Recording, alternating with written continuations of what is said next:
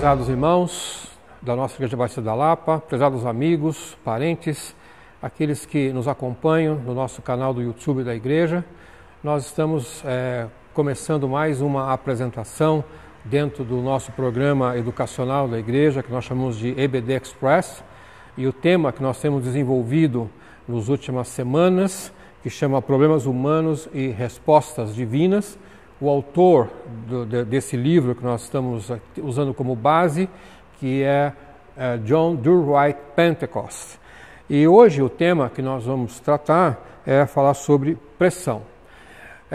Você que está nos acompanhando, e nesse domingo, quando será transmitido essa aula, eu ficarei à sua disposição no canal do YouTube para responder perguntas, caso você queira endereçar a mim diretamente. Então, logo depois que acabar a apresentação no YouTube, eu estarei lá online e a gente pode bater um papo sobre esse tema aqui. Tá?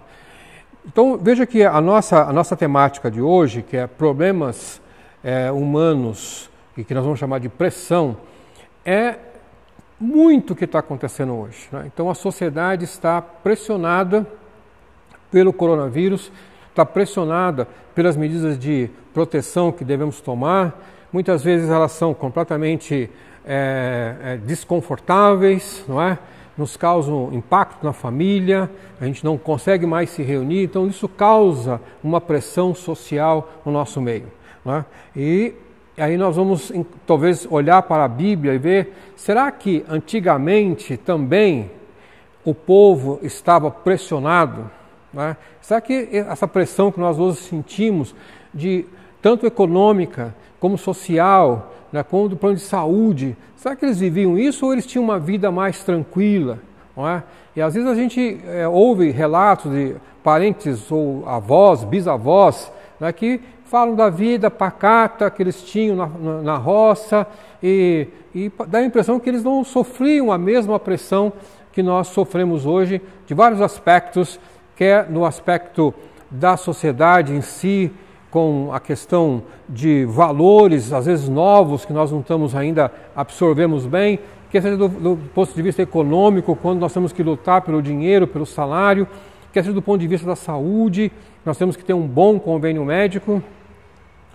Política também, quando nós vemos nossos políticos tomarem decisões completamente equivocadas, isso causa em nós um estresse muito grande, né, por causa dessa pressão. Quando nós olhamos para a Bíblia, nós vamos ver que o salmista, e certamente toda a história bíblica, houve momentos que eles passaram grande pressão, talvez muito maior do que nós estamos vivendo hoje. O salmista, no Salmo 118, verso 5, ele diz assim: na minha angústia clamei ao Senhor, e o Senhor me respondeu, dando-me ampla liberdade.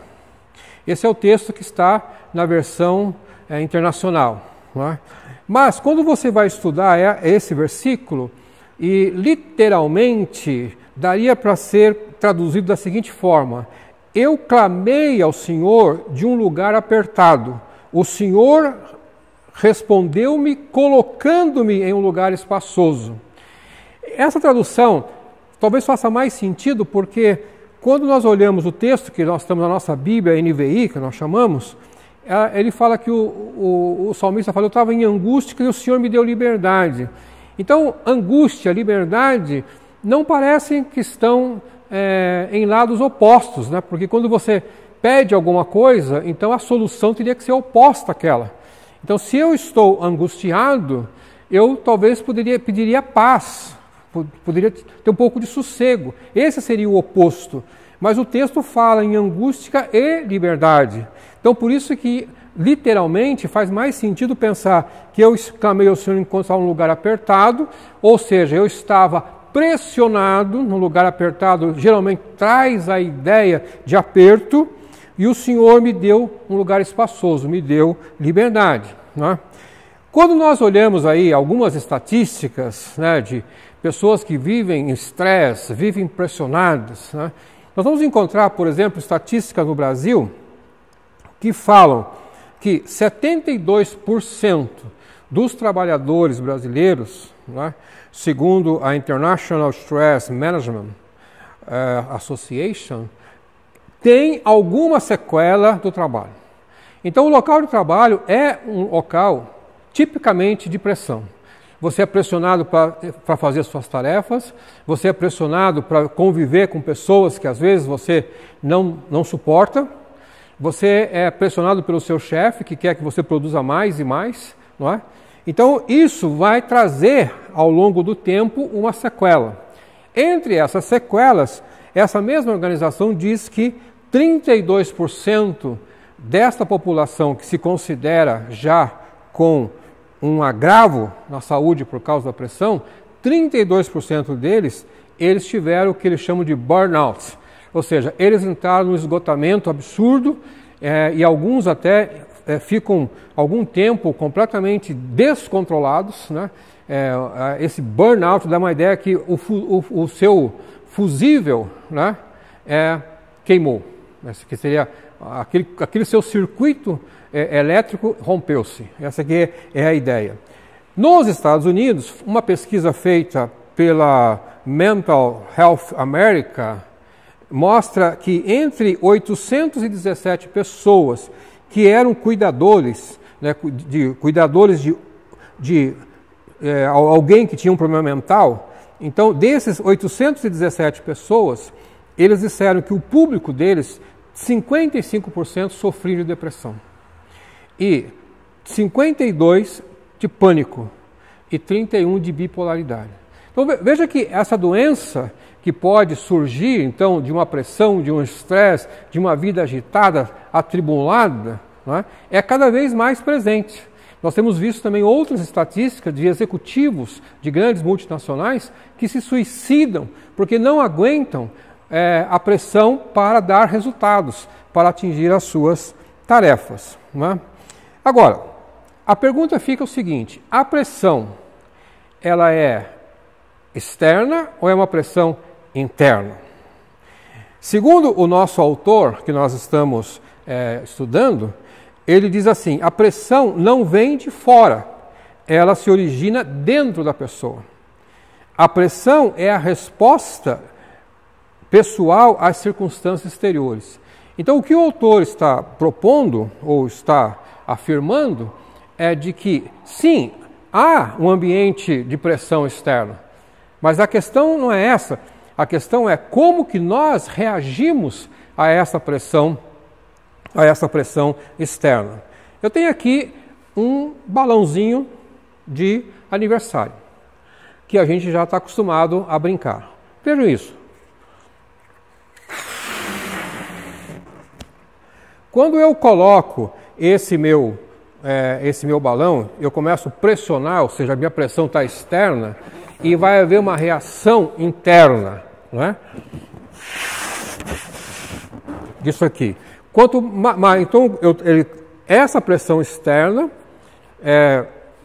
vai ser impactada internamente, mas enquanto essa borracha, essa parte elástica aqui do balão estiver suportando, né?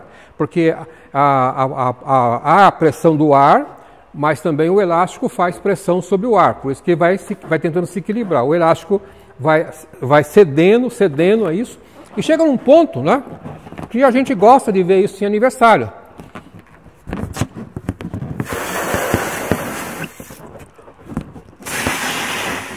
Até onde a gente vai?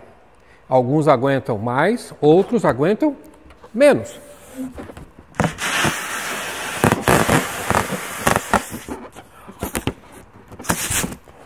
Então, você talvez esteja pensando, eu estou para estourar. É o que vai acontecer aqui.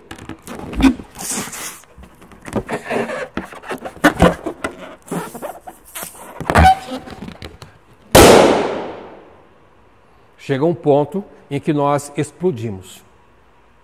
Não há mais como suportar aquilo.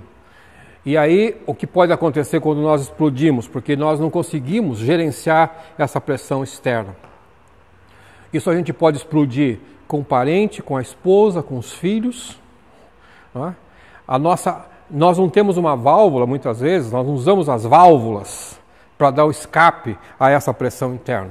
E aí acabamos descontando em alguém o que é, muitas vezes, um problema muito sério. Conta-se que 2 homens caminhavam por um campo quando avistaram um touro enfurecido. Estavam ali em paz, caminhando, e de repente se deram conta que próximo deles havia um touro muito bravo. E esse touro começou a correr atrás deles, né, em uma perseguição. E os dois tentaram escapar da perseguição do touro. Em um dado momento, um deles gritou para o seu amigo: João, faça uma oração. Estamos com um problema, disse João. Nunca orei em voz alta. Eu não sei o que dizer, mas você tem que fazer, gritou o companheiro. E o touro vindo, e o touro quase alcançando. Tudo bem, disse João, enquanto corria com todas as suas forças. Direi a única oração que conheço. Meu pai costumava dizer à mesa: Ó Senhor, pelo que estamos prestes a receber, torna-nos verdadeiramente gratos. Era a única coisa que aquele homem sabia fazer numa hora de pressão. Lembrou-se de uma oração, que parece um pouco engraçada na situação aqui, mas no seu desespero era a forma como ele conseguia reagir. Vejamos então alguns casos de pressão externa e pressão interna. Pressão externa, muitas vezes a relação marido-mulher. Então, o marido, né, e a sua esposa. E do lado da esposa, ela se sente pressionada porque gostaria de atender à expectativa do marido. E às vezes não consegue, fica frustrada por causa daquilo. Muitos maridos não estão cobrando muita coisa, mas elas acabam se sentindo pressionadas, ou porque não fez uma boa janta, ou porque às vezes ele não está com a roupa adequadamente bem passada. E às vezes nós encontramos casos assim, da mulher falar para o marido assim: você vai com essa roupa? O que vão dizer de mim quando alguém olhar para você e você ver que essa roupa está mal passada? Vai dizer que eu sou uma mulher relaxada. Ora, o marido não disse absolutamente nada, mas ela se sentiu pressionada a ter uma roupa bem passada para o seu marido. Por outro lado, muitas vezes o esposo se sente pressionado em atender a sua esposa em algum dos seus desejos, e que às vezes ele não consegue cumprir, ou porque trabalha demais, não pode estar muito tempo em casa, ela acaba se sobrecarregando com os afazeres de filhos, às vezes trabalha fora, tem coisas domésticas para fazer, e ele se sente culpado porque não consegue participar mais da vida doméstica, né? E nós, pais, muitas vezes nos preocupamos com os nossos filhos também, se sentimos pressionados a dar a eles uma boa educação, e por isso às vezes nós trabalhamos em 2, 3 trabalhos diferentes para que nosso filho possa ir para uma boa escola. Então, o filho não está nos cobrando nada, mas nós nos sentimos na obrigação de atender o nosso filho. E aí vamos falar de trabalho, que nós temos às vezes que fazer hora extra e viajar muitas vezes, muitas vezes deixar a nossa casa para atender o nosso trabalho, sentimos pressionados por isso, para que possamos ter um salário melhor. Olhando para alguns exemplos da Bíblia agora, vamos encontrar um caso que eu diria que é de extrema pressão. Nós encontramos, por exemplo, Moisés, quando sai do Egito, está caminhando com aquele povo ali. Pouco tempo que eles saíram, aquela multidão, alguns costumam dizer que eram aproximadamente 1,5 milhão, ou outros chegam até a falar em 3 milhões de pessoas que saíram do Egito com ele, vão caminhando e de repente se dão conta que estão no mar. Como vão atravessar? Não havia pontes. E Moisés olha e vê o exército de Faraó chegando, na frente o mar, atrás o exército. No meio, o povo protestando, criticando Moisés por por Moisés ter liderado uma situação agora que parece sem saída. Como é que você se sentiria como se fosse Moisés, grande líder, se você tivesse que atender o clamor do povo e não ver saída?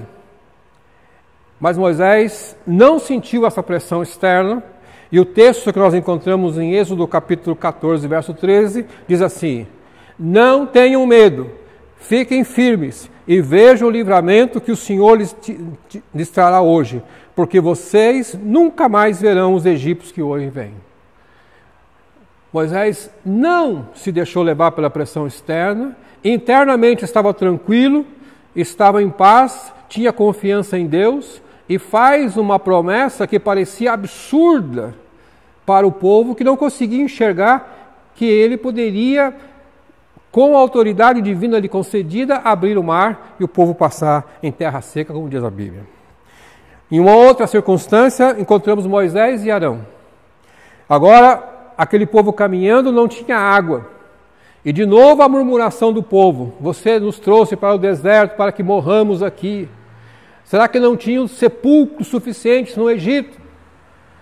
E aí Moisés e Arão, se sentindo assim pressionados, não responderam, não fizeram nenhuma atitude absurda, apenas se retiraram e foram para a tenda e conversaram com Deus, e Deus deu a orientação para ele. Encontramos Isaías falando do Messias. Isaías capítulo 53, verso 7. Isaías, quando se refere a Jesus Cristo, o Messias que estava por vir, Isaías descreve Jesus como um homem sujeito à pressão. Diz assim: ele foi oprimido, diz o texto, e afligido, contudo não abriu a sua boca.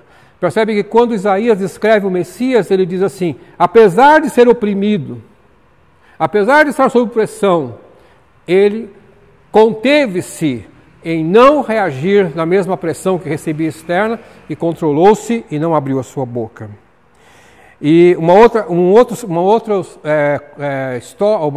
cena que nós podemos ver no evangelista João, capítulo 18, verso 22, é quando Jesus está diante dos sacerdotes, estava prestes a ser crucificado, e ali havia um interrogatório e aquelas perguntas: como é que você pode fazer isso? Em nome de quem você está falando essas coisas? Não é? E ainda quando Jesus responde ao sumo sacerdote, um dos guardas achou que a resposta de Jesus foi uma resposta mal educada e ainda lhe dá um tapa no rosto. Imagina se você está diante de alguma autoridade, está sendo pressionado a dar uma resposta que eles gostariam de ouvir, mas não é a verdade, e ainda você recebe um tapa no rosto ainda. Precisa ter muito sangue frio para você não reagir, para você se controlar e não se deixar levar por aquele cenário todo. E mais ainda um pouquinho para frente, nós encontramos agora Pedro e João, também diante daqueles sacerdotes, também diante do Sinédrio, e eles estavam interrogando: em nome de quem vocês estão fazendo essas curas? Em nome de quem vocês estão? Quem deu essa autoridade? Né? Então João e Pedro estavam ali diante deles, tinham passado a noite na cadeia, não é? E eles estavam firmes, não se deixaram atemorizar pelaquela pressão, e eles disseram que eles faziam aquilo em nome de Jesus Cristo e que importava pregar o Evangelho mais do que outra coisa. Não é? Isso é o que nós encontramos várias situações. Eu só dou alguns exemplos, mas há muitos outros. E uma em particular aqui, eu gostaria de destacar, por exemplo, uma conversa que às vezes a gente acaba tendo com a esposa, tem com o filho, tem com o seu pai, não é? Olho no olho. E que, diante de algumas perguntas embaraçosas, como é que você reage? Jesus está com Pedro.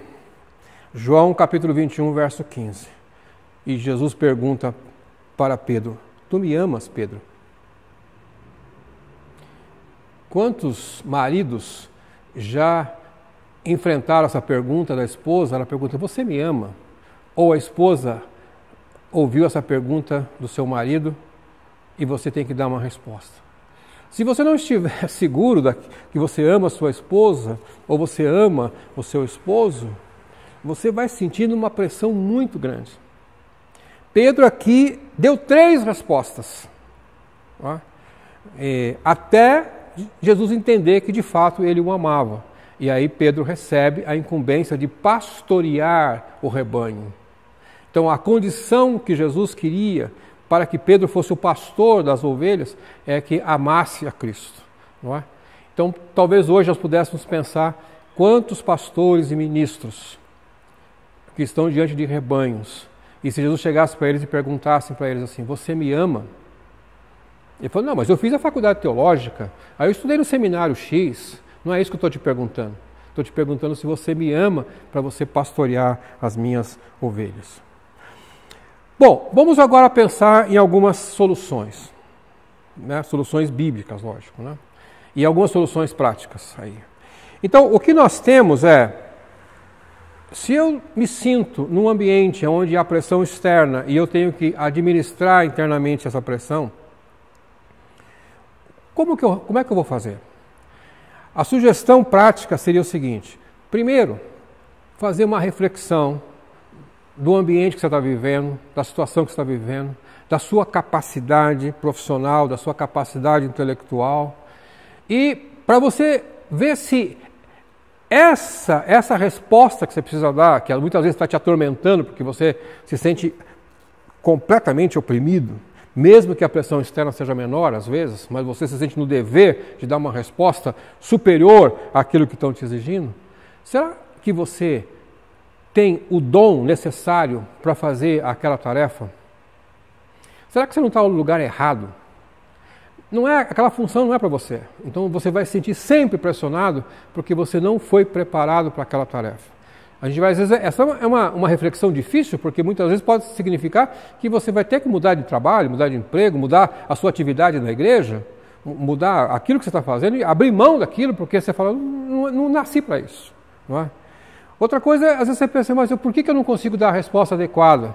Porque me falta conhecimento, me falta treinamento, me falta um estudo melhor. E aí você se sente pressionado. Se eu fosse mais bem preparado, talvez a minha resposta não fosse essa. Veja às vezes que quando você tem um problema em casa, ou alguma coisa que te deixa muito preocupado, uma coisa até que a gente vive todo dia, né? Você tem o seu celular, e aí parece que deu um problema, você fica desesperado, porque já não consegue alcançar suas mensagens e aquelas coisas todas. E aí você encontra alguém e fala assim: por favor, me ajuda.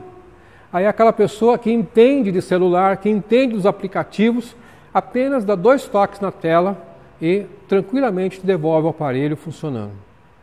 Não se apavorou, porque tinha conhecimento intelectual.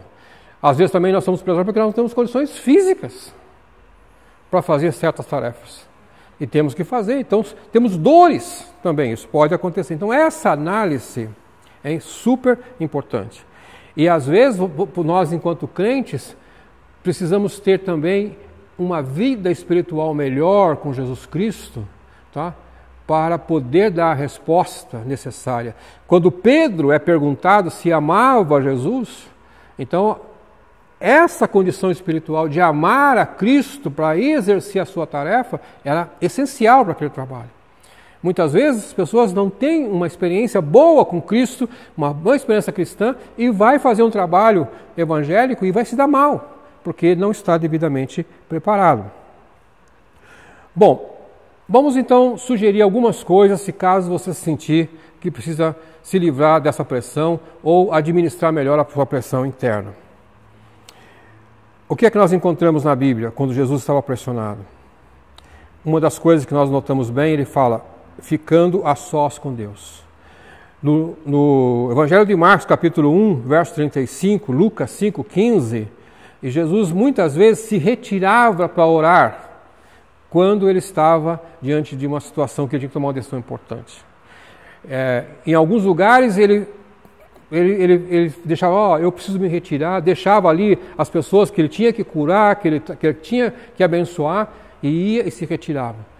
Nós também precisamos, diante de um quadro de pressão, muitas vezes ficar quietos, entrar no nosso quarto, quem sabe até sair um pouco de casa, ir para um lugar tranquilo e gastar esse tempo em oração, porque para refazer a nossa vida espiritual.